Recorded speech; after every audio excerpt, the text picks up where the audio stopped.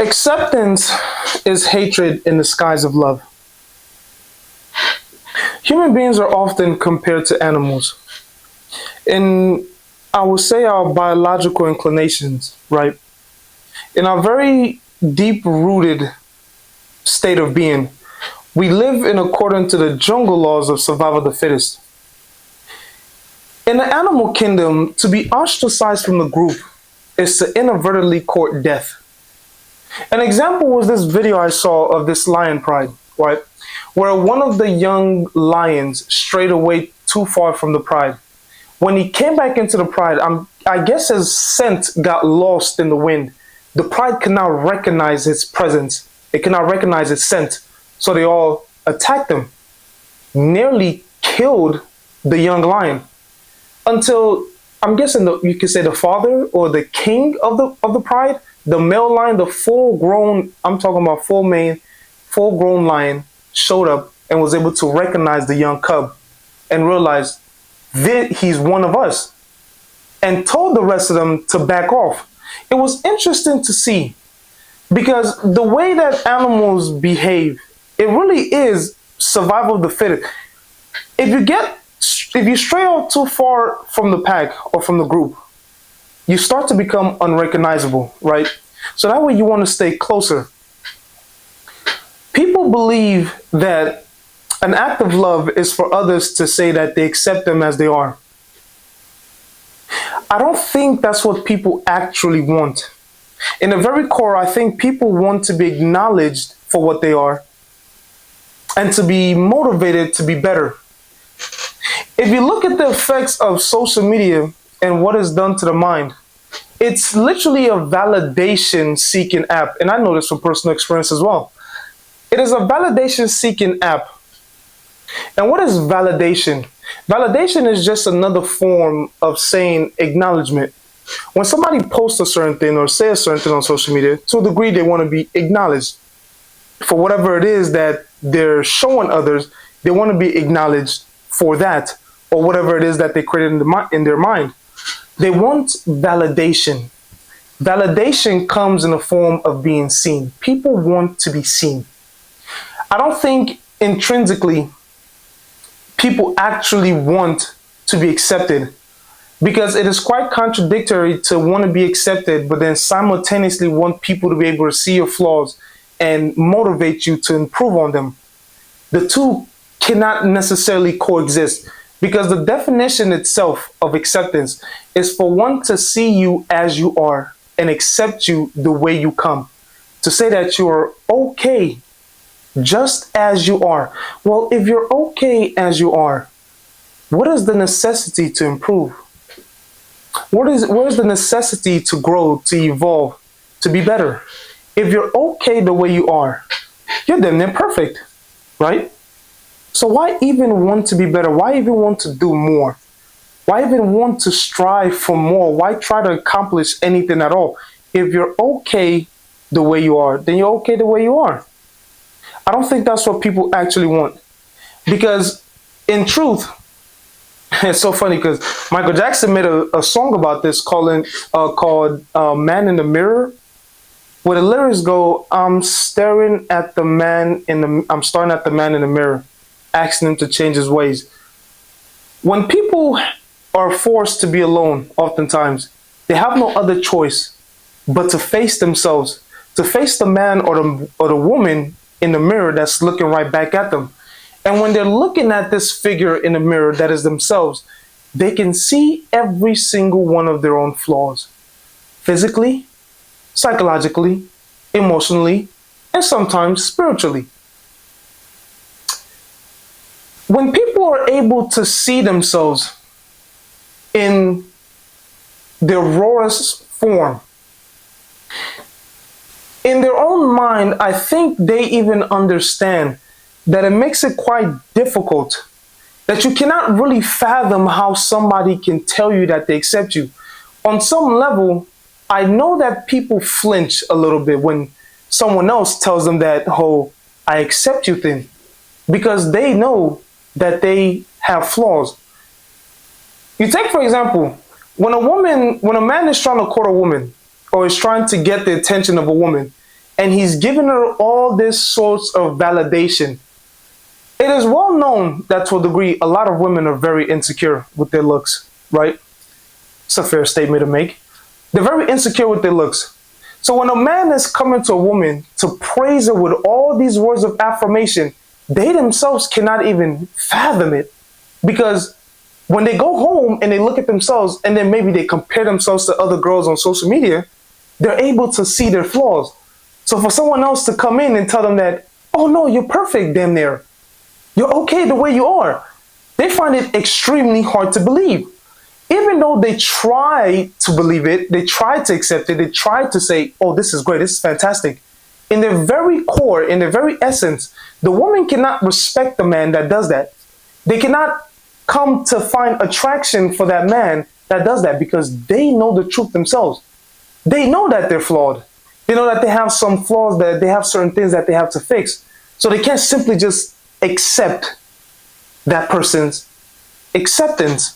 So they reject it. They deny it. Oftentimes they go for the guy that's doing the exact opposite of that. Instead of giving them words of affirmation and validation, they either give them nothing or they give them the inverse, and that's what they're attracted to. It's a strange phenomenon. Truly. It really is a strange phenomenon. But it literally plays into the point of people understand that if you have certain things you have to fix, you cannot lie to yourself to tell yourself that you're okay the way you are. And it's so interesting because I see it a lot often. If you look at some people's bio, whether it's TikTok or Instagram, they say certain things like, I love myself. And then I'm thinking, if you love yourself, is it not a moot point to tell other people that you love yourself? It's almost as if you're trying to convince yourself, right? Because is loving yourself not an internal thing? Something that you're supposed to internalize, that you're supposed to feel within yourself. Why would you need to tell anyone else or convince anyone else that you love yourself if you actually love yourself?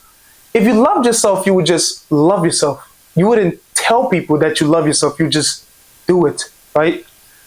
But it's almost like to a degree, people do not believe it. So in order to kind of gain that sense of belief, they put it in people's faces, they tell it to other people, so that way those people can maybe convince them of what they think that they have within themselves. And that's where other people come in, friends, maybe family, with the whole I accept you the way you are thing, right? Because internally, the person themselves cannot tell them to, they cannot say those words to themselves where they can believe it, right? Because they're in too deep, so to speak. They're way too close to themselves, naturally, because it's yourself. When you're so close to yourself and understanding yourself and your flaws, it makes it very difficult to lie to yourself. So that's where other people come into play. They do the lying for you. They tell you, I accept you the way you are, that there's nothing wrong with you. Because you know you can't tell it to yourself. Because you wouldn't believe it. Because you know that there's certain things you have to fix. I'm not saying that anybody is a horrible person. Even the person that's giving you this acceptance, I'm not saying they wish you ill will. I'm just saying to a degree, the acceptance that they're giving you does not come from a place of love. It's misguided love. It comes from a place of very misguided affection and care. Because if somebody truly loved you, they would see you. And in order for them to see you, they cannot tell you that they accept you the way you are. They cannot lie to you. To see somebody is to see them in their entirety, physically, mentally, and sometimes, if you're advanced enough, spiritually. Scripture says you will know them by their fruits. That's one way you can see somebody spiritually, by the fruits that they bear. I believe that true love comes from a place where you can look at somebody. It is not to criticize them or to demean them and say, oh, you're a horrible person. See their flaws. You can look at them and tell them, I see your flaws, but you are not your flaws. And I believe that you have and possess the strength to be better. It might not happen right away, but I do believe in you and your capabilities, and that it will happen eventually.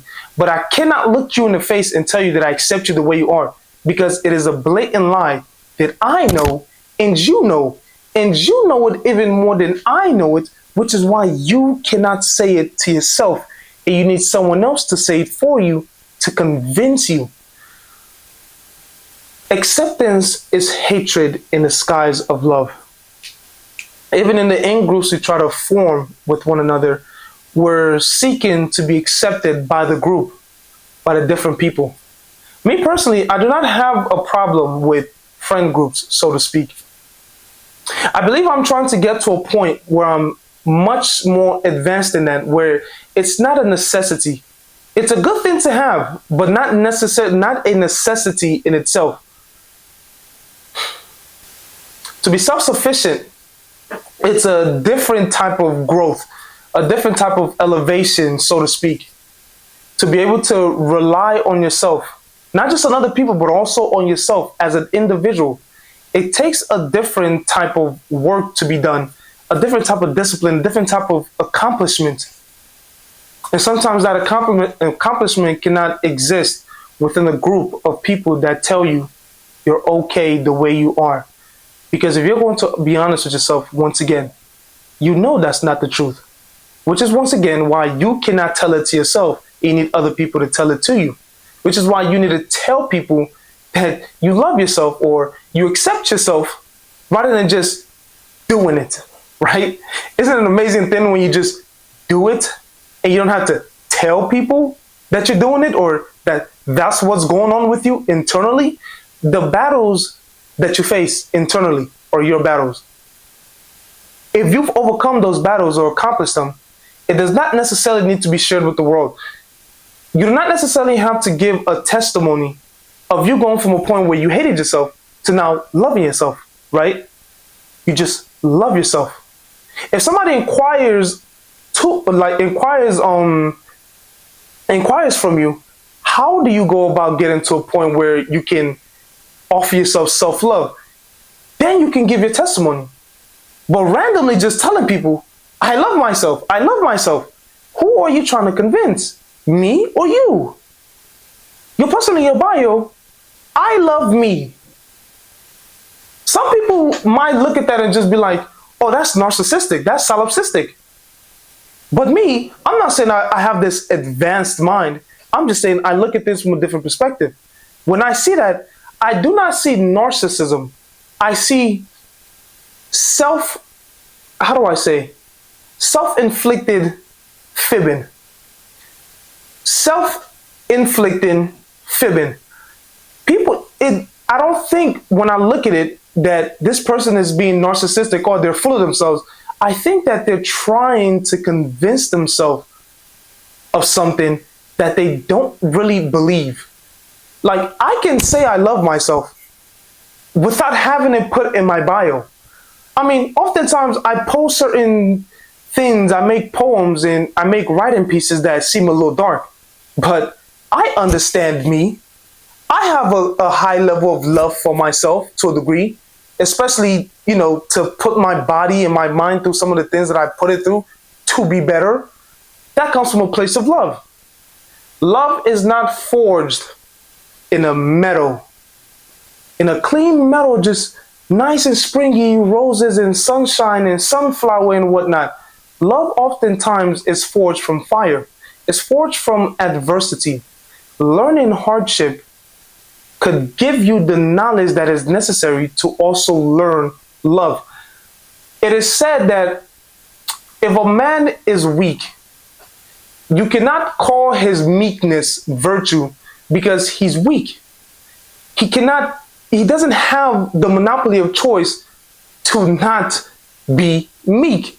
When a man has a certain level of danger attained from hardship, he has the virtue of meekness because he also has the opposite choice to not be meek. But to choose to be meek, even though he has a lot of strength, capabilities, that's where the virtue comes from.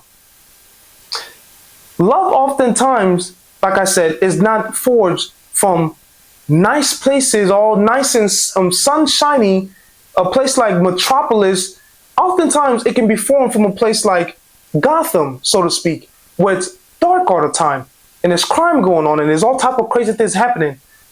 That is the place where you learn how to love the most. You cannot know love unless to a degree you have seen hatred. You cannot know good unless to a degree you have seen evil. You cannot know light unless you've seen darkness before, and vice versa. In order to know